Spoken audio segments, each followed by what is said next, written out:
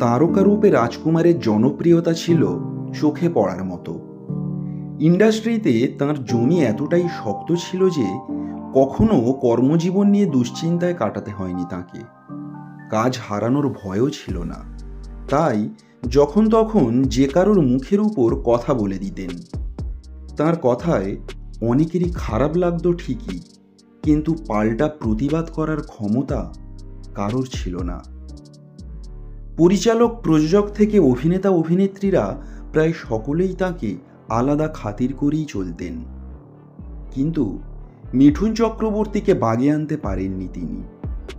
অপমানের জবাব এমনভাবে দিয়েছিলেন মিঠুন যে ওই সময়ের দুর্দণ্ড প্রতাপী অভিনেতাও মুখ লুকোনোর জায়গা পায়নি। 1980-তে শুরু হয়েছিল গলিयों की बादशाह ছবির শুটিং। ছবিতে মুখ্য ভূমিকায় ছিলেন রাজকুমার এবং হেমা মালিনী। রাজকুমার এবং হেমা দুজনেই ছিলেন চূড়ান্ত সফল অভিনেতা এবং ওই সময়ে তাদের জুটিও পছন্দ করেছিল হিন্দি ছবির দর্শক। ওই ছবিতে মিঠুন চক্রবর্তীও ছিলেন। মিঠুন তখন জুনিয়র অভিনেতা, তাঁকে নেওয়া হয়েছিল পার্শ্ব চরিত্রে। রাজকুমার যখন মিঠুনের কথা শোনেন তিনি রীতিমতো বেঁকে বসেন। পরিচালকের সঙ্গে মিঠুনকে ওই ছবিতে না নেওয়ার জন্য দীর্ঘ আলোচনা করেন তিনি। রাজকুমারের বক্তব্য ছিল মিঠুন এই জগতে একেবারেই নতুন মুখ, তাই তার বদলে অন্য কোনো পরিচিত মুখই নেওয়া উচিত হবে। এর ফলে মিঠুনকে ছবিতে নেওয়া ঠিক হবে কিনা এই নিয়ে দ্বিধায় পড়ে যান পরিচালকও। তখনকার দিনে রাজকুমারের প্রস্তাব ফেলে দেওয়াটা সহজ ছিল না। এমন আলোচনা যে চলছে তা জানতেও পারেন মিঠুন।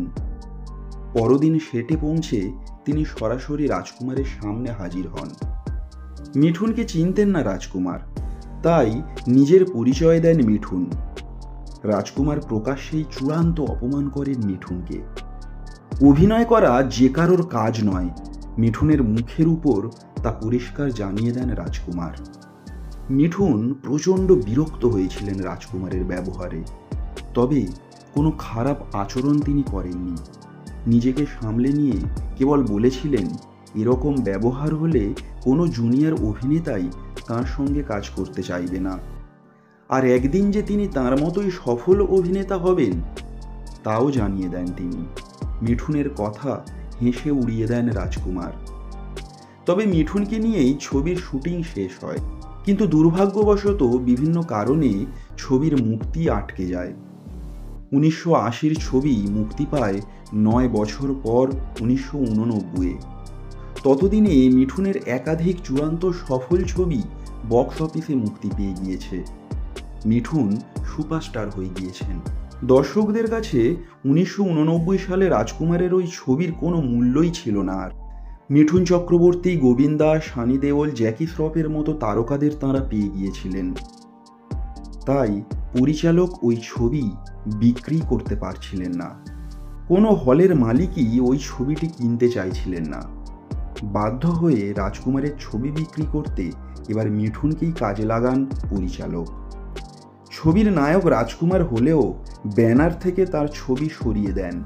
পরিবর্তে পার্শ্ব চরিত্রে থাকা মিঠুনের ছবি বড় করে ছাপানো হয়।